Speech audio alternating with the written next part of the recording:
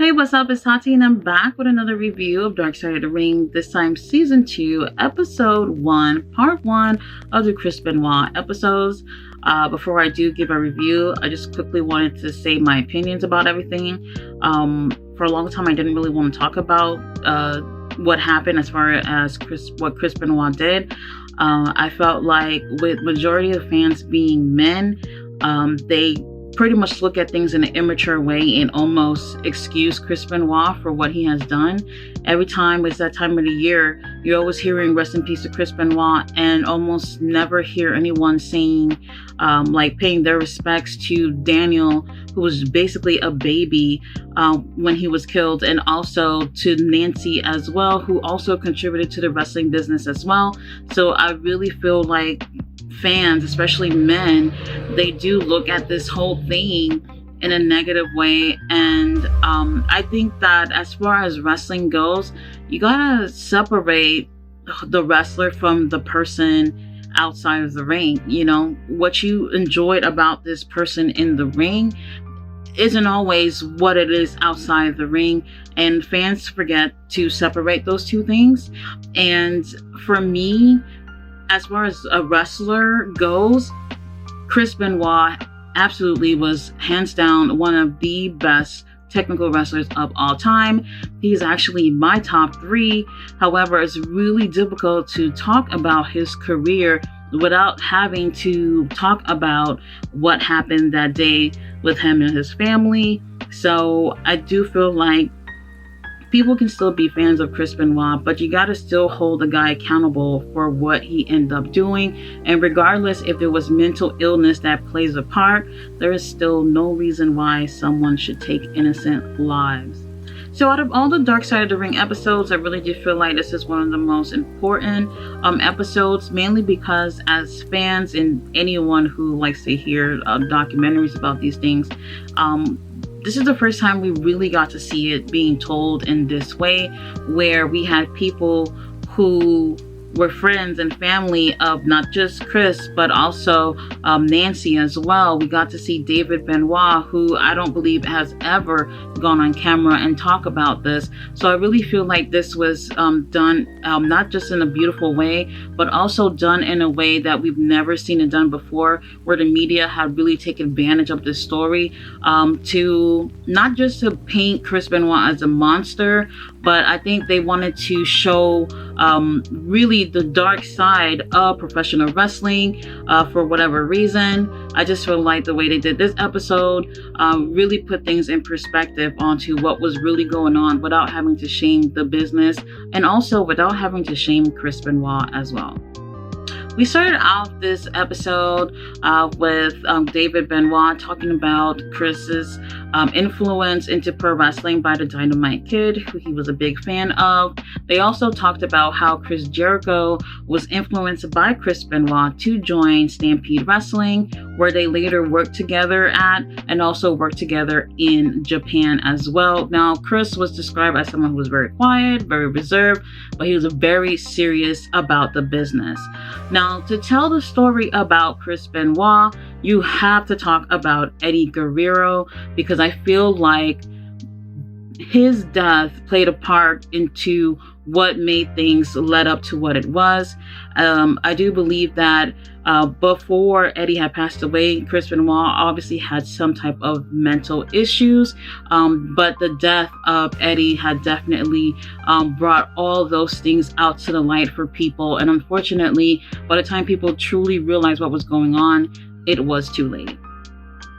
So Nancy got into wrestling with her first husband, who was a wrestling fan, and they'd often go see shows together. And one day she was approached by one of the staff, and they asked her to be a valet, and she got into the business. And soon after, she did meet Kevin Sullivan. They ended up falling in love, and Nancy got a divorce from her first husband.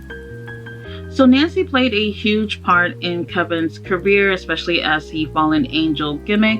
And they also joined WCW together, where she later joined forces with Kevin Sullivan as a woman. Now, fast forward to 1996, Kevin has a feud with Chris Benoit, and Kevin, also being the booker at the time, had booked for Chris and Nancy to have like a on-camera fling, not knowing that in real life it would actually turn out that they would be having an affair. And some people would say that Kevin Sullivan booked his own divorce. So while Nancy and Chris on-screen affair went off-screen, she did confide with family and friends that she was in an abusive marriage with Kevin Sullivan, and she would often confide with Chris Benoit about the situations that she was going through with Kevin. Now, things took a turn for the worse at the bash at the beach in 1997, where these two had a match. And during the match, Chris Benoit took it upon himself to really whoop his ass. And while he was doing that, he was punching him in the head, like in the temple area, where he actually ended up rupturing his eardrum from those punches from Chris Benoit. And after that match, the fight took its own course backstage. Nancy ends up calling and speaking to her sister Sandra, who was there witnessing everything backstage, and told her to leave with Chris and not with Kevin, and to come to where she was staying at the time. They both go over there, and when Sandra gets there and she sees Nancy, she sees that she has been beaten up real bad, and she was told that Kevin had been abusing her. And this was the first time that Sandra had ever seen this physically with her own eyes. And Sandra had to encourage her to leave Kevin. And she felt good about Chris, who was kind of like a knight in shining armor for Nancy during this time. So she didn't object to them having an affair and being with each other. So now Chris Benoit and other wrestlers at WCW, they are tired as fuck, and they feel like they're not getting any opportunities to make it as a top guy, no matter how much work they put in. Unfortunately, there were never going to be anything other than mid-carders, so they decided to jump ship to WWF. And then we have the debut of the Radicals on January 31st, 2000. We had Chris Benoit, Eddie Guerrero, Dean Malenko, and Perry Saturn. Now, while I would say that WWF also kind of does the same, where during this time they also had their top guys, it was probably a little bit more easier to get yourself to the main event in WWF compared to at WCW, where it just seemed like if you went in NWO, you're not getting to the top. So now Chris Benoit's wrestling career had finally started gearing up to where he wanted it to be. And during this time, he was bothered by missing a lot of his family life, especially for his two sons. They're growing up, and he didn't get a chance to experience a lot of things that they went through. But however, it was difficult for Chris Benoit to sacrifice his wrestling career. This is something that he had always dreamed of being. And this is something that this is the only job that he ever had and known. So it was difficult to try to sacrifice being a father and also his dream of being a professional wrestler, especially since that was putting food on the table for his family.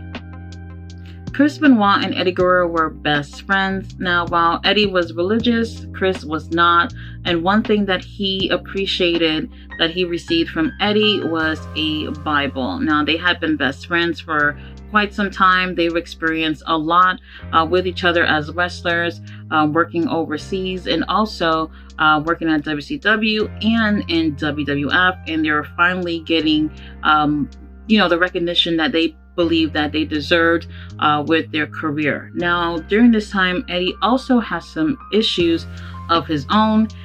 He did have some injuries, and with those injuries, he did not want to take off of work. He decided to work with those injuries, and he was drinking and doing drugs.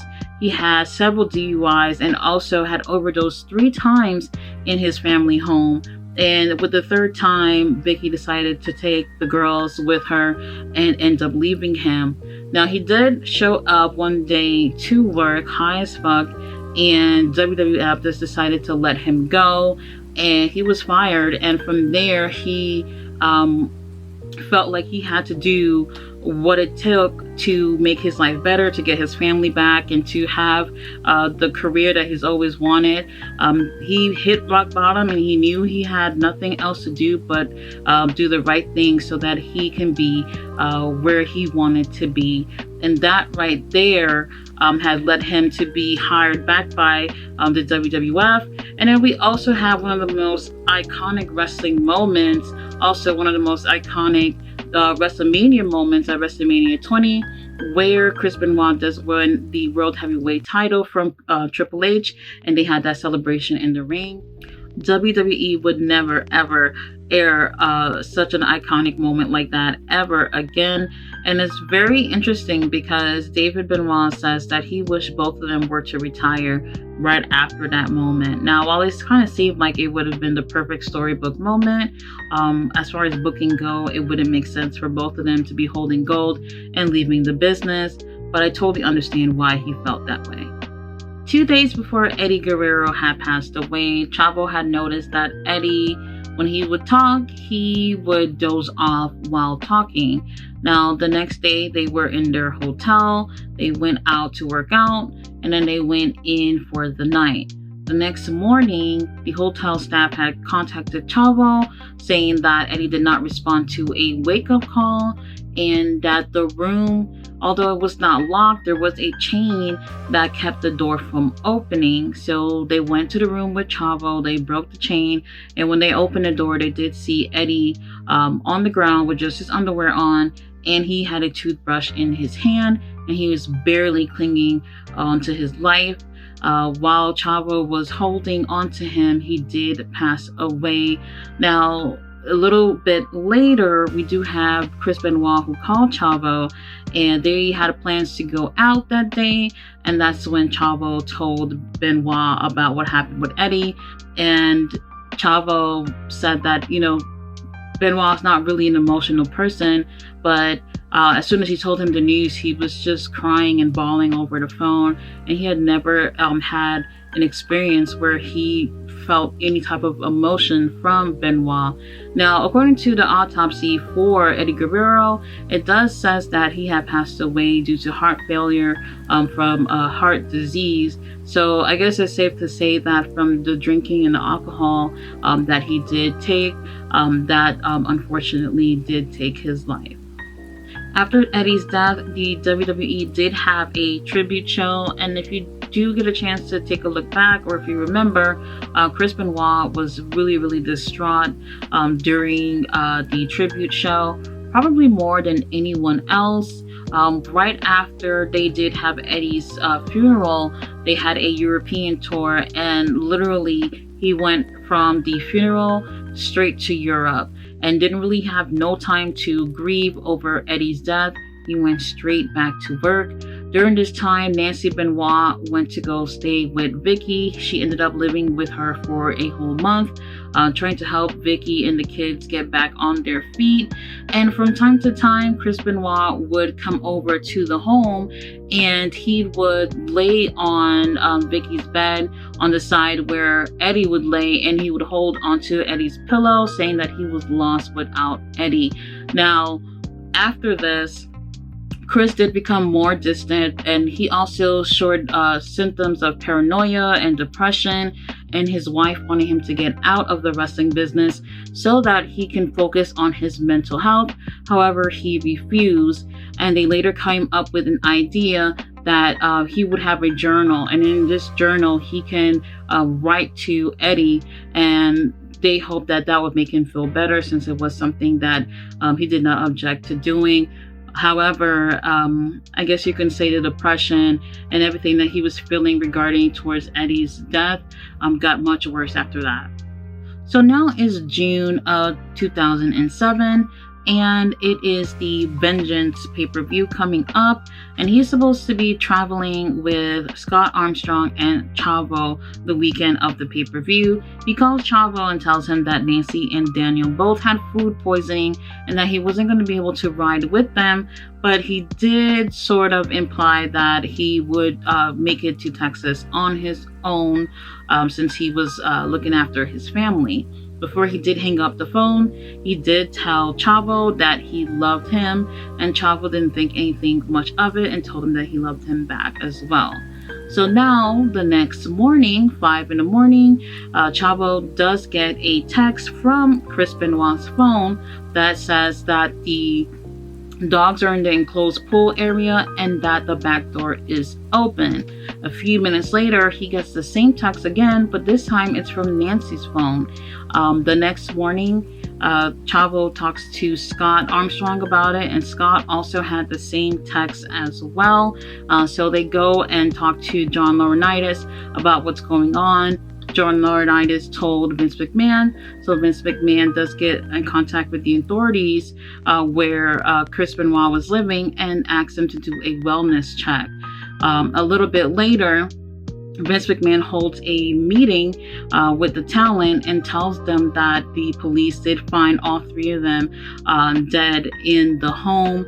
However, they had no details about what happened. So the episode ends on that note. Part 2 does have details about the murder-suicide, and also like how, you know, that event had shaped professional wrestling after that time. And then, you know, they talk about everyone who's being interviewed and how they feel about the situation, which is why I'm doing that in a separate video, because it goes into way more details than part 1. Part 1 is pretty much an introduction to kind of like what led Chris Benoit to get to that point.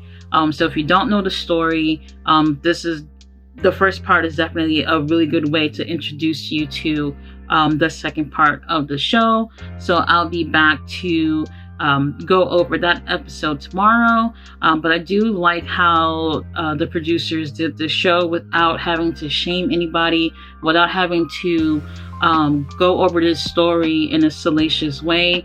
They're doing it to, you know, tell the story about what happened and provide interviews from people who cared about both Nancy and Chris, and obviously their son Daniel as well. And I think the first part was done very, very beautifully. I'll be back tomorrow with part 2. Bye.